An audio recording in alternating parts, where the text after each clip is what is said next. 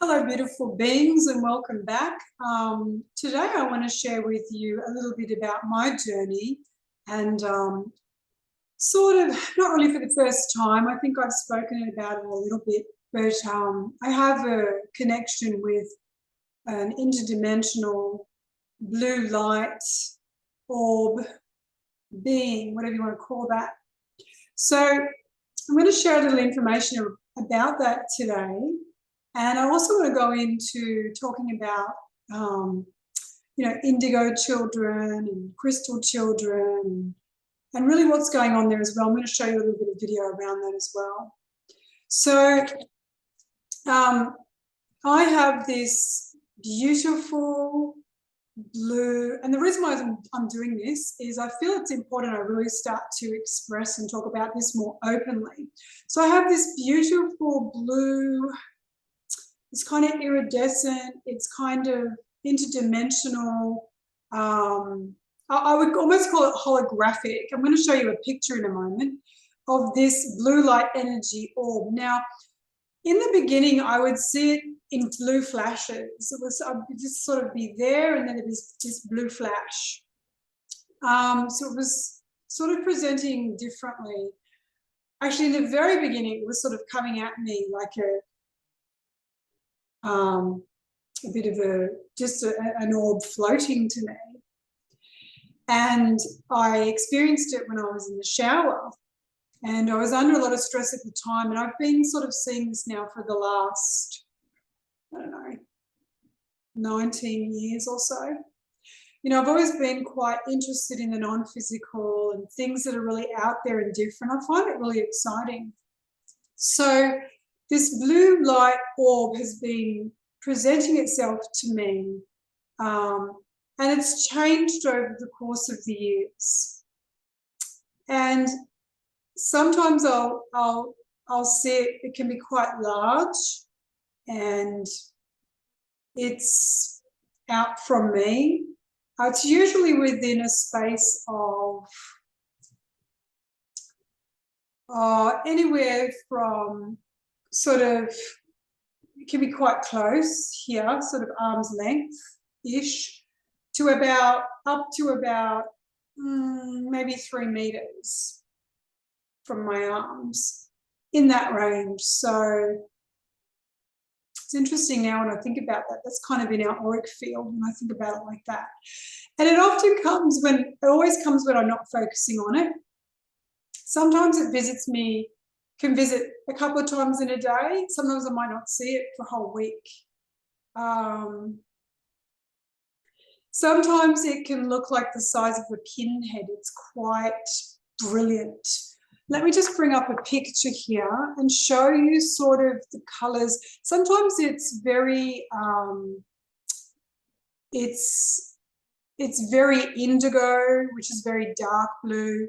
And sometimes it is, in the beginning, it was a very icy blue, and I loved it. I'm just going to show you what this looks like. It's just taking its time. Okay, I have to share the screen first. So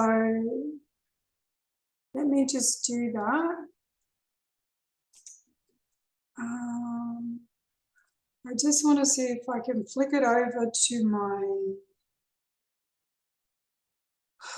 send it to my desktop. Here we go. And let's just see. Oh, there it is. Okay, so I'll just share the screen now. And okay, so it looks like this. It looks like the color of this. Like I said to you, I see it in a pinprick. Sometimes it's bigger. Sometimes I see it in a flash. Mostly it's been coming to me in just a very small, like the tip of a pin head. It's quite small, but very brilliant.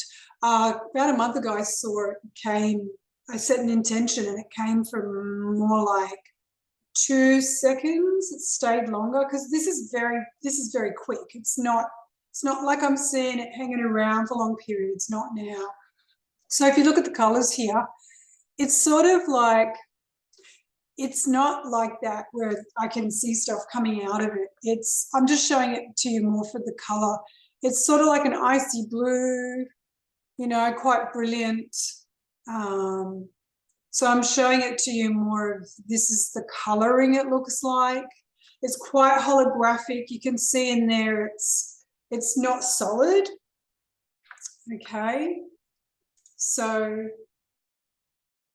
that's what I seem to have an interaction with. Now I've started to connect to it more. I mean, obviously it's been connecting to me for a while, and, you know, at a conscious and unconscious level, we are doing things. So we're receiving information, or to me, it feels like it's observing me a lot of the time. Not a lot of the time. When I'm experiencing it, it feels like it's observing me when it does come into my experience. And it's usually when I'm very relaxed, I'm watching TV, or I'm just relaxed, and then it's just there. And I'm quite curious about it.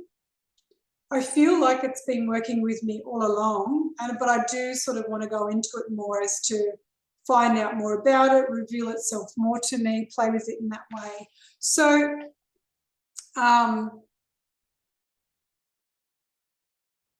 what I do want to show you now is, I'm going to show you this video. So let me see if I can just bring that up.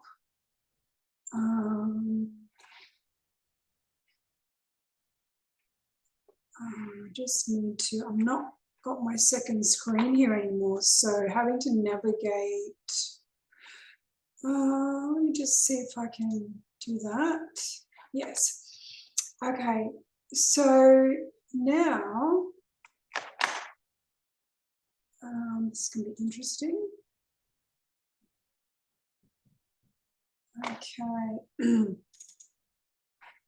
So I'm just going to bring up this video. That one. That's the one I want. It's a YouTube video. And okay, so it's just doing the ad. And it's talking about inside the strange world, psychic world of Indigo Children.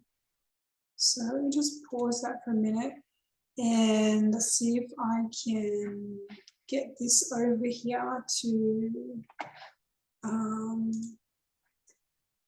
share. Okay, I'm just going to have to jump to share the screen, and I have to type it in. You have to just bear with me here.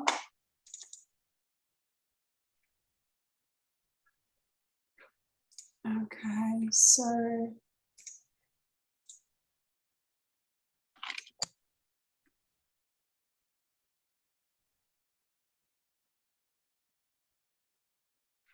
okay.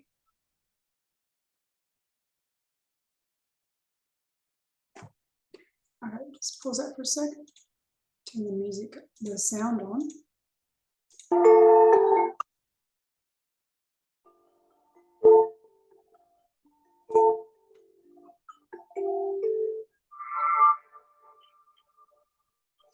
Without thinking, just say, I am color X. What color do you think you are? Sort of a creamy orange. A creamy orange. Yes, okay. White, like I had your walls in the late 90s. We are going to do your aura photo. We find more often than not, people will actually get the color right. We have a sense of who we are. Can't wait. Let's see what happens. Put your hands on these plates. Feels a little bit like the electric chair. There's a little danger here. Okay. Here we go. An aura is a coloured band that some people say they can see around a human body, showing its spiritual state. You can see them, but I found a man called Eric Sage who said he had a camera that could do just that. It seemed like an odd job, looking up people's auras every day. A bit awkward to be stepping in on something so private, but I supposed Eric was the professional, like a gynecologist or such. That's pretty good. This is Tinder gold, right here.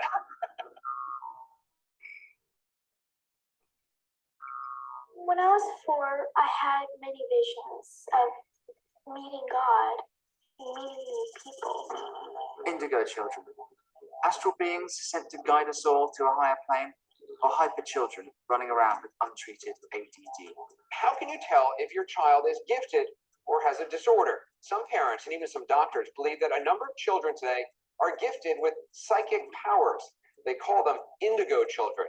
The term has been around since the 1970s, coined by psychologist and medium Nancy Antap, who claims she'd noticed a sharp uptick in the number of babies born with indigo-coloured auras. But it was in the 90s that the phenomenon took off in the mainstream. Thanks to the book, The Indigo Children, the new kids have arrived, by husband and wife team Lee Carroll and Jan Tobo. Say you're an indigo, and somebody comes up to you and asks you a question about their life, and you could tell them what it was and how it happened. They entered all of our homes. Oprah featured them, documentaries exposed them, and all across America, thousands of parents refused to swallow their kids' ADHD medicine. Okay, so just going to stop it there for a moment. So this guy, he does a good job of doing the interview, but he kind of does it from a space of, you know, he's sort of, you know, taking the piss a bit. He jokes about it, which is fine. We can all have a laugh. And I remember first hearing about Indigo Children through the works of Doreen Virtue, Louise L. Hay, even Sheila Gillette. So Indigo Children predominantly are well known from sort of being born into the era from the 70s onwards. To be quite honest, all children are psychic. We're all born with psychic powers. Psychic means, it's a Greek terminology for of the soul. So we're actually born with mental telepathy. We're born with the sixth sense, in the sense that you can sense things, you can interpret things, you can read people's minds, you can see things. And we're all born with this, and as to whether it stays with us or not is basically whether you continue to pump that psychic muscle or not. So there's a lot of reasons why some people are more psychic than others. You can actually remember it and practice it. And some people are just naturally psychic because they're still staying very connected to who they are. People who feel that they're not, you know, why aren't they psychic anymore? Like I said, there's a lot of reasons, there's a lot of variables as to why that happens. Do you need to be psychic? Is it important? That's entirely up to you. But this is something we are all born with. And as to how it stays with us has a lot to do with our programming, what we are allowing in. Some people are actually afraid of it. Some people see it like it's a demonic thing when it's not. When it's used correctly, it's extremely powerful. It's your intuition. You can see things, you can sense things, you can feel things, you can get downloads, you can get premonitions. Most people on this planet have experienced some kind of phenomena in that way, shape or form. They might think of someone and then they call them. And some people would just think, oh, that's just coincidence. But when it's happened several times, you start to go, okay, something's going on there. So we are all connected and we are all telepathic, but it's like anything, it's how we use it. So I'll just let him continue now. So I just wanted to show you this information about Indigo Children and Crystal Children and what's actually going on. So I will cut in and explain to you, from my experiences and what I know about it. Rejecting medical diagnoses in favor of declaring their kids as indigo. I think it's a stab at trying to apply a more positive label to these children rather than the more pejorative terms like ADHD.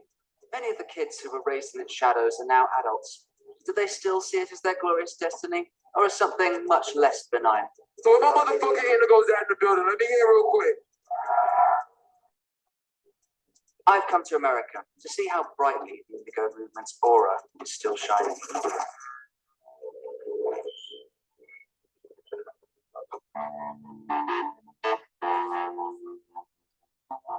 My journey began in New York, where I was in Sheepshead Bay to meet a full-blown adult indigo.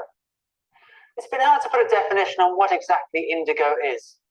The indigo Okay, so before he goes on, I just want to say that you've got every child that is born, every generation that's coming through, they are coming through on a faster wavelength. So even if we forget about indigo or crystal or any of those labels, whatever you want to call them, the energy is speeding up and ramping up, and the generations get smarter, wiser, and faster.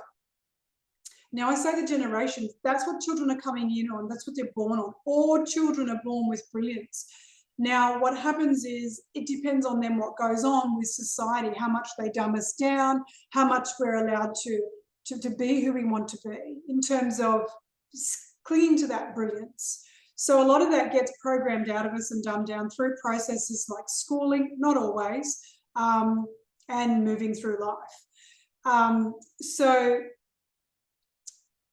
forgetting about whether it's indigo or crystal, every child that's coming in, we're talking yearly, is coming in on a frequency and the energy speeding up. So we're seeing a quickening with children there. That, you know, children that are born now versus 20 years ago are going to be vastly different, and it's meant to be that way because they need to, we are evolving, and it's to be able to keep up, and everything's constantly expanding. So, you know, children who, you know, when I was a child and I went to kindergarten, opposed to now what's expected at kindergarten, there are a lot of children that are ready for it. However, I do feel sometimes it's gone too much the other way and not allowing them to still be children, like not enough play, okay? Those are a leaderless group, but Edward, the man I'm about to meet, is at least the leader of the New York City Indigo meetup group, so perhaps he'll have some ideas. Edward claimed to be on an intense spiritual journey, which was in part why his apartment contained no furniture. He first diagnosed himself indigo over a decade earlier, after an online test. Hello, Edward. I'm Gavin. I've come over from England to search about Indigo Children. I gather you're the boss of the NYC meetup group for Indigos. Yes, I'm the founder. So what are the key Indigo traits? Highly psychic or intuitive. Many of them will give about of healing other people, whether emotionally or energetically or physically. Non-conformity to anything from school to pet. I'd sort of stop him right there though and just say that everyone has the ability to heal themselves. Now, whether you go through mainstream medicine, alternative medicine, or whatever it is, at the end of the day, your body is healing itself. No one is doing it to you, because that would mean someone would have to assert their power. And that becomes an egoic thing. So just remember that we all have the power to heal ourselves. Can we get help? Absolutely. But for someone to claim they are healing you or they are doing it for you and making that person some kind of guru or making them the powerful one is incorrect. Parents to jobs, that is why many of them are out of place. They just plain simple different. There is no label to it. It's not ADD or ADHD. It's just a different vibrational, energetical type of a person. The whole notion of indigos, the whole idea is pretty much to change the way of the world in every aspect. And what are you here to do differently? My spiritual journey to help people to bring the change individually as well as on a group level through spiritual awakening, conscious awakening, and change all the patterns you acquired one lifetime after another. And could you perhaps read my past lives? I will need to shut my eyes for a moment to give you an answer for that. All of that. Okay, so what he was just saying before about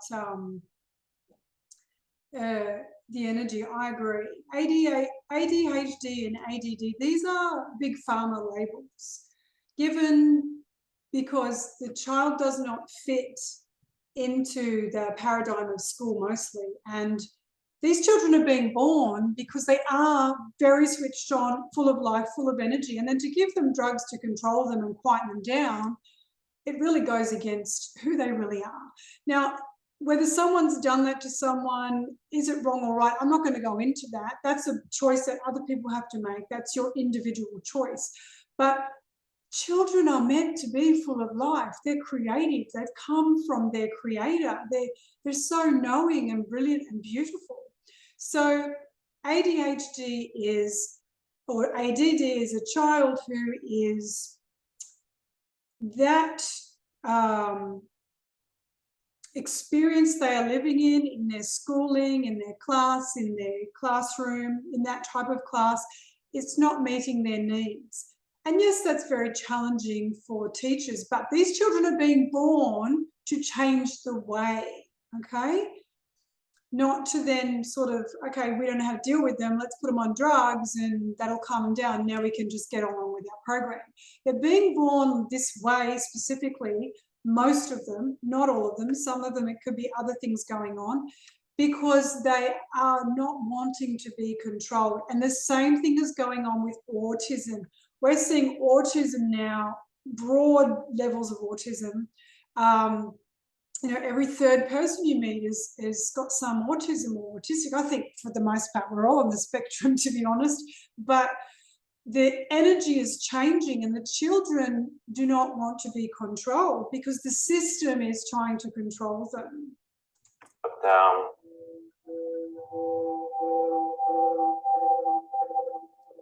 Edward didn't seem to be getting any information about my past life. Was that the psychic's protective boredom threshold kicking in? Even I wasn't sure. So, you know, it's quite funny with his narrative. Okay, so it's very interesting. First of all, I am not getting any information about your past life, but still some information came through that I was told to relate to you. Okay, and the information actually, first of all, you are an indigo yourself. You are an indigo. I'm an indigo yourself, first of all. Second of all, it is so. Find your core. Find what moves you and makes your soul and your heart sing, and do that. You will be able to bring a lot of changes and beauty to this world in your own way. Okay. Well, and on that, I'm on bombshell. This is Gavin Haynes, Indigo, signing off with Edward Tarashansky, Indigo. Very nice meeting you, brother. Edward's message to find what moves me was inspiring, but as what moved me was cockfighting and the films of Michael Bay, perhaps I was going to struggle to bring much joy into the wider world. The upside to being diagnosed indigo was that I was now part of a kind of extended family. I wanted to go and meet more of my brothers and sisters, so I went to see the Brands. Idelle, who was a holistic dentist, and her daughter, Diandra, who was an indigo healer. Hello. Holistic dentistry, it turns out, was just like regular dentistry, but with tuning forks sending out psychic vibrations, spiritually charged crystals for patients to hold during their root canal, and funky esoteric necklaces. So, not much like regular dentistry then. What does holistic dentistry entail? Holistic dentistry entails working with materials for the patient's highest good. You want to use dental materials that are biocompatible. Therefore, you don't want to use anything that's toxic, like silver mercury fillings are very bad. We also avoid fluoride, because fluoride also is a neurotoxin. Diandra, you are an indigo? Yes. At 16, I became a full-blown intuitive. I started seeing angels around people. I started seeing colors, that's the etheric field, the chakras on people. And then I started talking to other forms, so angels, archangels, ascended masters, goddesses, etc. So for me, it wasn't about separating myself or thinking that I was weird or different. It was just about knowing there's something more and what can I do with this gift. We've written this book, Enlightened Indigo Child, so that parents and children together can learn what they need to do to have a very healthy child. All these kids are being institutionalized and labeled with some horrible mental or emotional disease, which they don't really have. And with the example of Diandra, was she ever labeled? Well, she was labeled as having some sort of disability, a learning disability. Here's a child who's absolutely brilliant in more ways than one, and we have a teacher who thinks she's not a problem. Okay. I know my child better than any teacher. I know she doesn't have a problem. If anyone has a problem, it's the teacher and the school system. The Brands offered to show me one of the services that made their dentistry holistic, specially made tuning forks to detox the body and balance its energies.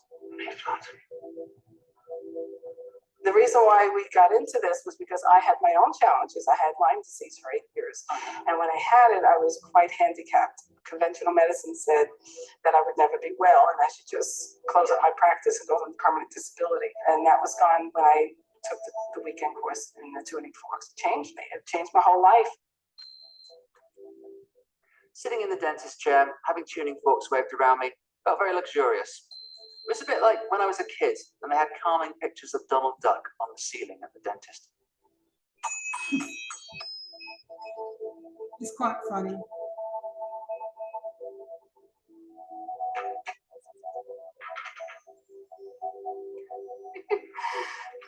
So, how are you? Just kind of tripping balls there. Yeah, it's bad.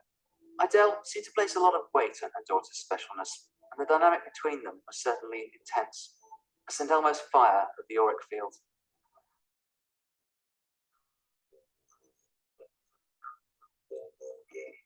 Flemington, New Jersey. When we heard that there was going to be a psychic fair at the local elk lodge, my own psychic sense told me that maybe we could find an indigo or two here.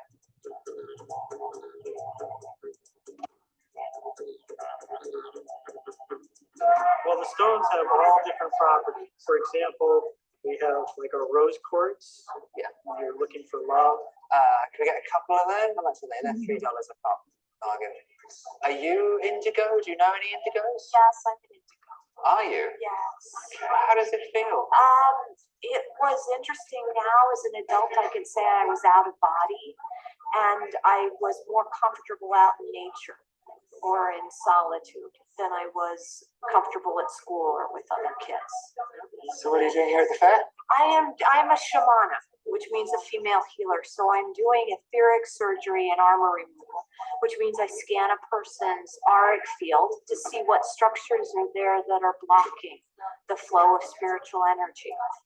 Well, it sounds like very important work, and thank you very much for sharing. Thank you so much. Not only was this a one-stop medi-clinic for etheric surgery, the psychic fair was also full of the usual clairvoyants, gemstone salesmen, and auric artists. I love the artwork.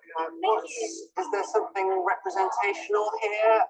Chromotherapy, color healing, working with colors. What about indigo? Is that a color which you incorporate within your palette? Yeah, indigo is a very powerful color. Are you aware of the concept of Indigo Children? I have an indigo child. Do you? I do.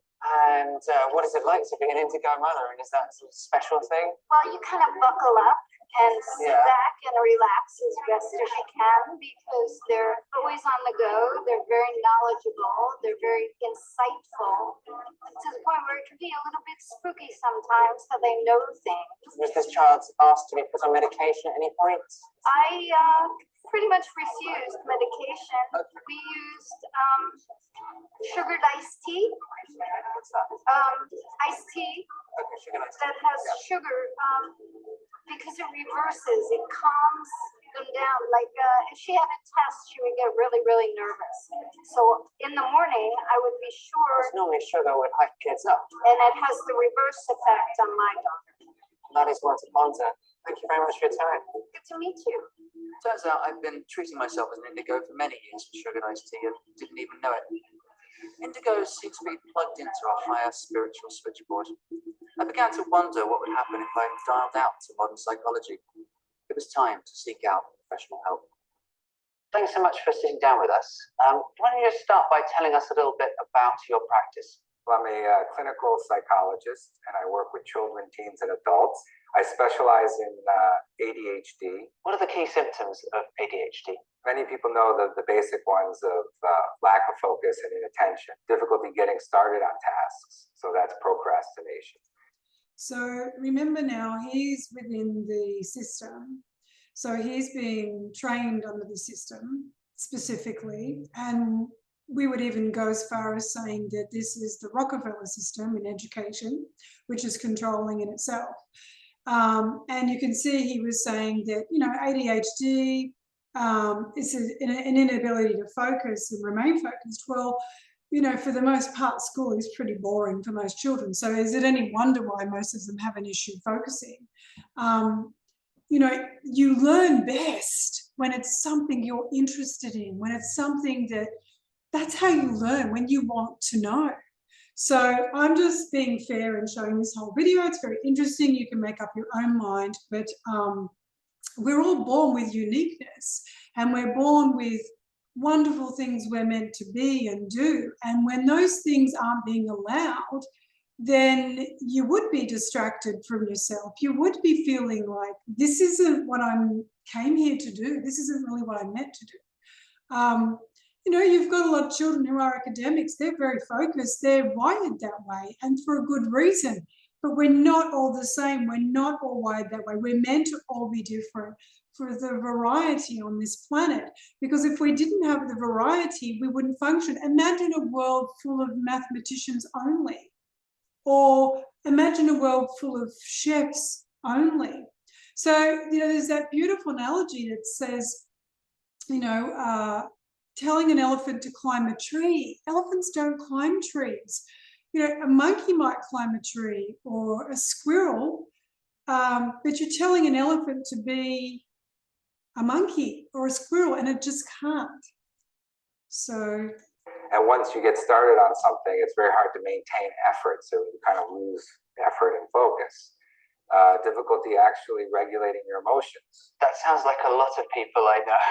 It's not so much the symptoms as to the severity. I mean, what does treatment involve for ADHD nowadays? Basically, nowadays, Ritalin, Adderall, Concerta, Vyvanse, stimulants are the main treatment. So you very much believe that ADHD and ADD are real things, real entities in the world. These are diagnosable conditions. Absolutely. You mentioned earlier a case of a woman who came to you with a child who potentially had ADHD, but she had diagnosed as indigo and taken away from you again. What happens if ADHD goes unchecked? Years of undiagnosed ADHD lead to school failure. And if he's super hyperactive, maybe he can't make friends and keep friends. And year after year. So again, they're taking an experience of a child or many children and wanting to put them in a box. You must behave like this. You must do super well at school. Some of the most brilliant people on this planet actually didn't hardly even attend school, or didn't like school or do well at school. I'm not saying school is not for everyone and school is for everyone as well. I'm just saying there's a variety going on, and we can't just fit everyone in that same box and just assume that because that one's not doing well, or that one's not, you know, having the experience of this one over here that's doing well, there must be something wrong with them. What's going on is it's the system. The system has not expanded to that child's needs, very similar to what the dentist lady was saying. I very much feel, and it is a challenge, the job of a teacher is to see the best in the child and to extract that, and to find what lights that child up. Now, that's a hard job when you've got 20 or 30 children in a classroom, but when you start to find what is best in that child and what lights them up, they're just going to be, they're going to thrive. They're going to work for you. Year of failure compounded leads to real or pervasive and deep shame about oneself, which is the recipe for, you know, depression and anxiety and drug use, and also, and then possibly jail. Recognizing a child with ADHD can...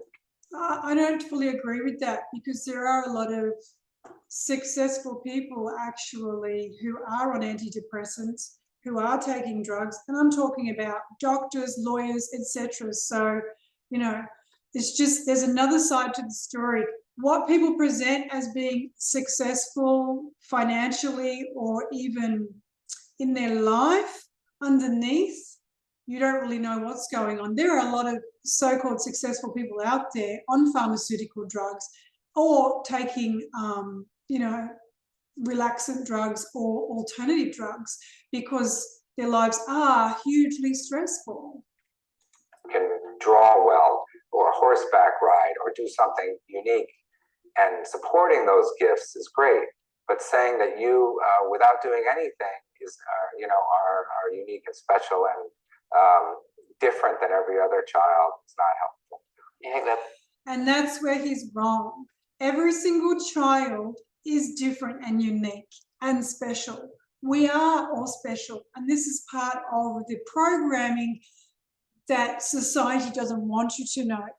You're led to believe you're not special. Everybody is special. Now, special doesn't come down to just knowing.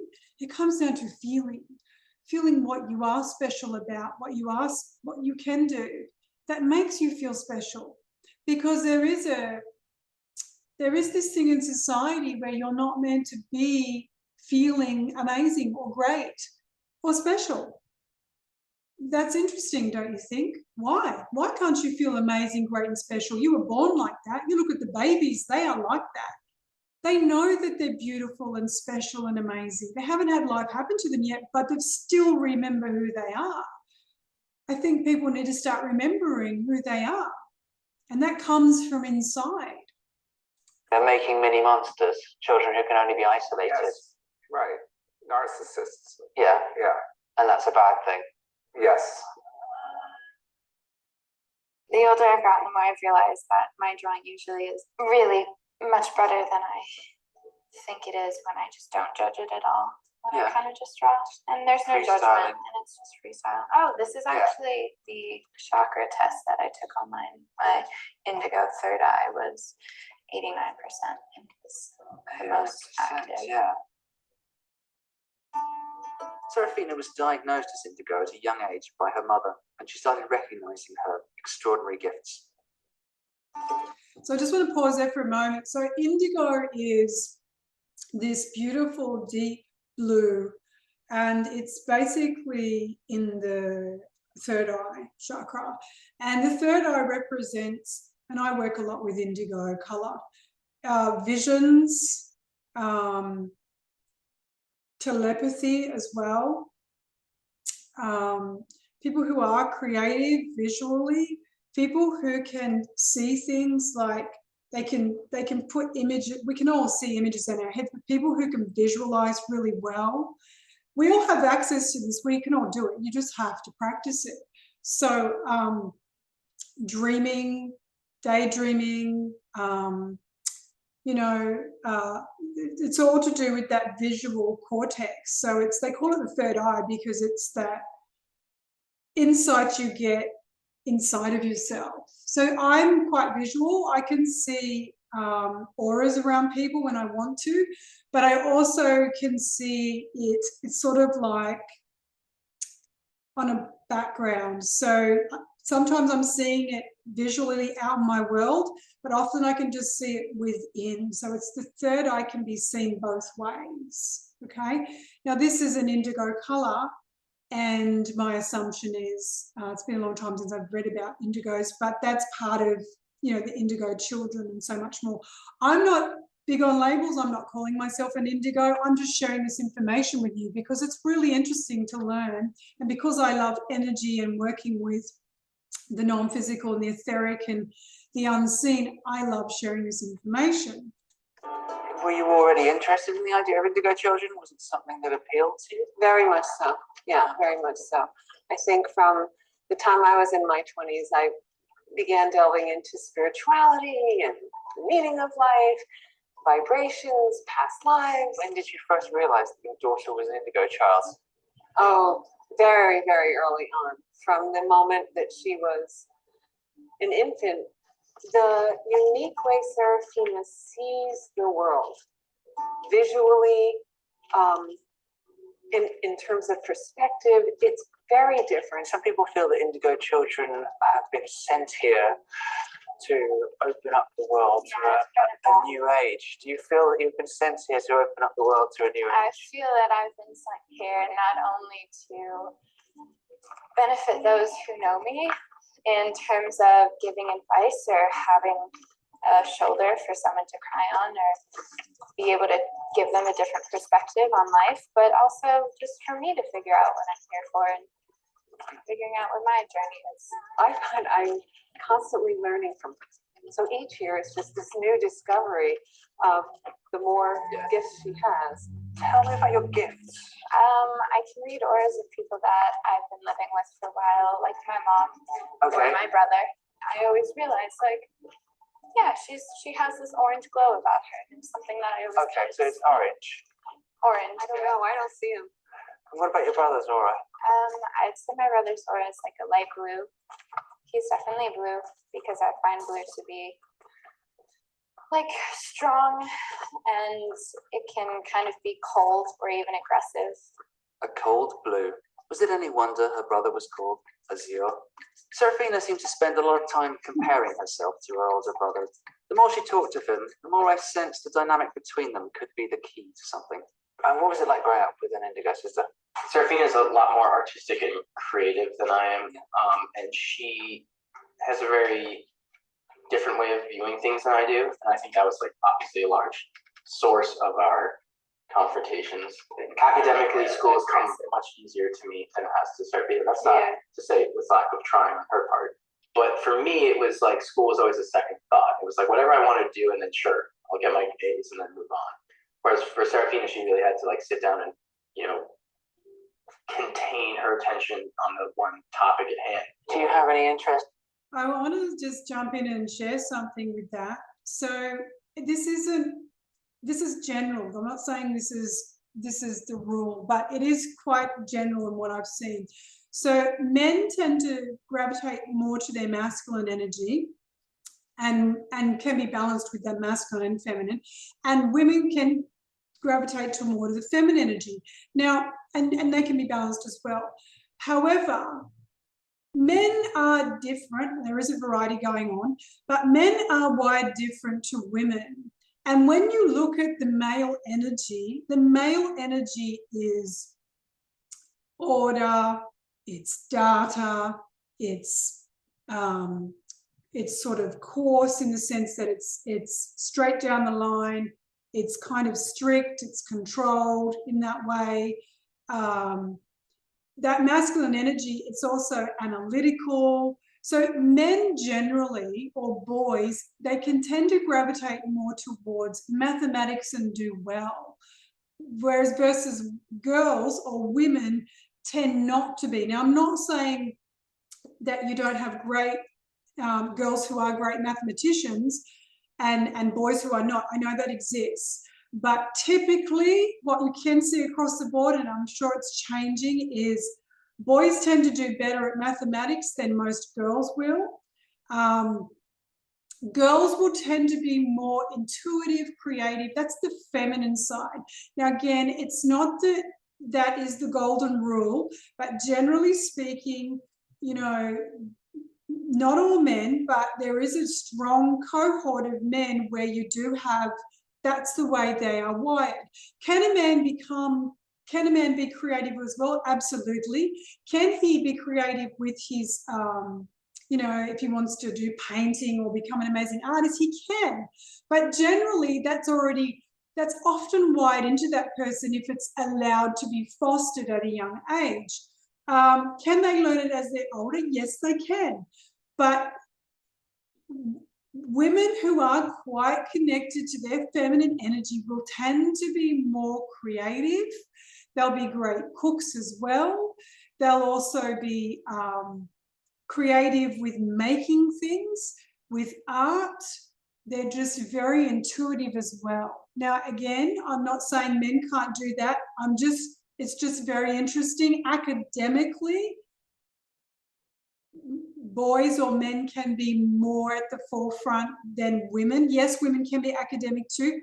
However, women can definitely, you probably see more girls finding creative writing and in English easier than perhaps maths, whereas the boys can tend to knock out the maths more and may struggle. And again, I know it can cross over, and I know that there are people out there that can do both, but there's definitely a wiring of the masculine energy and the feminine energy. Now, they can balance them, but sometimes it's just predominant in one and the other, meaning sometimes boys are just predominantly great at maths, they like maths, but hate English. Girls can be great at English, love it, poetry, but hate maths, they don't get it. So, and like I said, you can get them getting both of that. But there is definitely a masculine and feminine separation there that you may see with some individuals. In that sort of esoteric realm, are you into vibrations, crystals, those sorts of things? No, that to be completely honest, that just granted, Wait, no, finish that thought. I want to hear that. It makes you what? It makes me laugh almost like it's a joke. The significance of her being some type of like I don't know, like yeah. Like I understand she's a unique individual, but like to put a label on that, it's like as an Indigo child, I am not really, if there's going to be like a new wave where they lead our world, our civilized through their creativity. Maybe, I don't know. But probably not. Probably not. No, I think they'd have trouble with their shopping list. Just getting things done. Azure was right. As an Indigo, I did have a great deal of trouble with my own shopping list. But then, taking over the world is frankly a completely different skill set. In a world of online auto-diagnosis quizzes, Indigo has long since spread its tentacles outside of the realms of psychic fairs to the hip-hop community. Together with the likes of Pro Era and Flatbush Zombies, the Underachievers are popularizers of an esoteric rap phenomenon some call Beast Coast, preaching the gospel of Indigo through their music. I went to New York's Webster Hall for their homecoming show. So if my motherfucking Indigo's out in the building, let me hear real quick. I said, where my motherfucking Indigo's at in the building? Hey. I gotta say, I'm not really a fan of rap, but I'll continue. Hey, a rapper who was searching for. Well, not this kind of rap, but anyway. Precious like this. This shit for gold. I'm bobbing. You guys, I don't think I'll be everywhere I'm at right now. You guys, maybe pop. My goal is to unite our generation.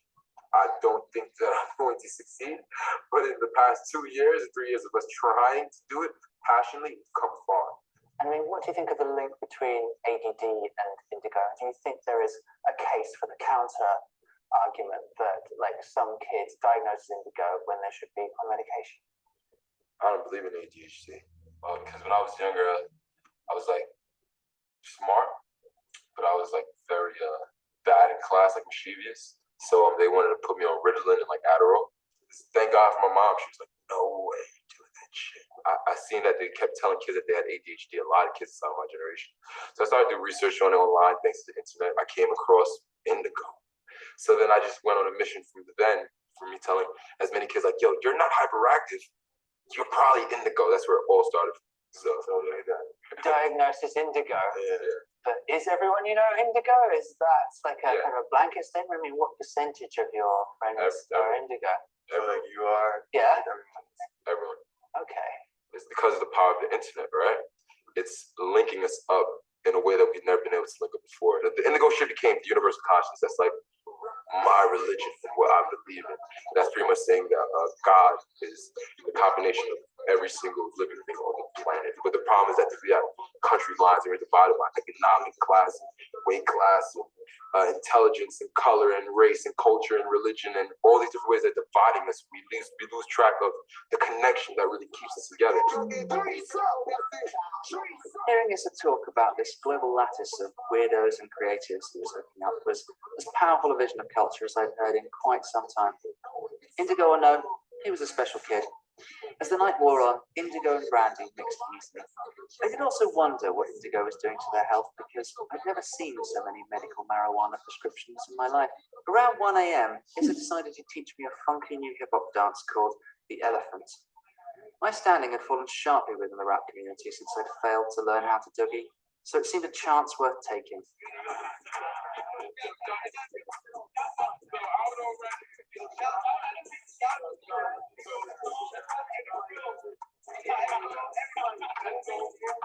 I felt really bad spilling his drink, but then, as an Indigo, I knew he'd forgive me.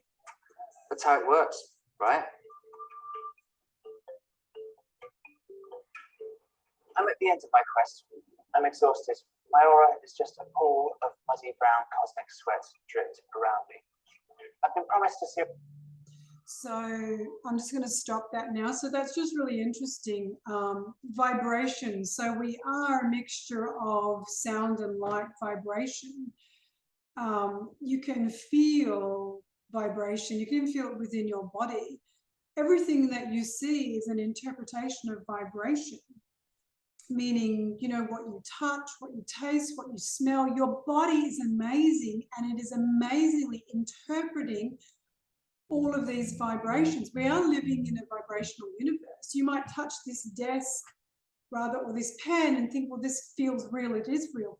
However, at an atomic level, those cells are vibrating at a frequency so high that, or rather the right frequency, depending on where that is, that you can hold it in your hand, and it is the reality of you feeling that. So everything is vibration, everything you are interpreting. And so the children that are being born and keep being born are coming in on different frequencies and wavelengths. And if you look at, you know, when we had the prism, you would have studied that in science. That's that, I've forgotten the name for it, but you've got the rays of light coming in, and when that prism splits, it breaks up the spectrum, you've got the different colors of the spectrum, sort of like the rainbow effect. And that's literally how it's like when children are being born. They're coming in, and they're coming in on faster, higher vibrational frequencies. So every generation is going to be different, and for good reason. However, there's definitely a return and a waking up to the consciousness of remembering who we are, and more and more of us utilizing powers within us, your intuitive powers, your vibrational power, your gut instinct, your knowing, you're connected, you're dialing in and receiving. Your ideas aren't just necessarily coming from nowhere, they're coming from somewhere. And there's a variety even in that. So I just wanted to share with you that there's this interdimensional being that is connecting with me. And I'm looking to discuss it more and seeing where this goes. But I just wanted to share, you know, you are vibrational. So it doesn't matter if you're an indigo child or whatever label people want to put on themselves. And if you want to, that's fine. But we all have these abilities within us, if we want to connect. You can call it psychically, you can call it soulfully, you can just call it connection. But there are things that are happening that you can't explain until you start to realize you are so much more than your body and what you are connecting to. So I'm going to leave it there, and thanks for joining me, and I'll see you again real soon.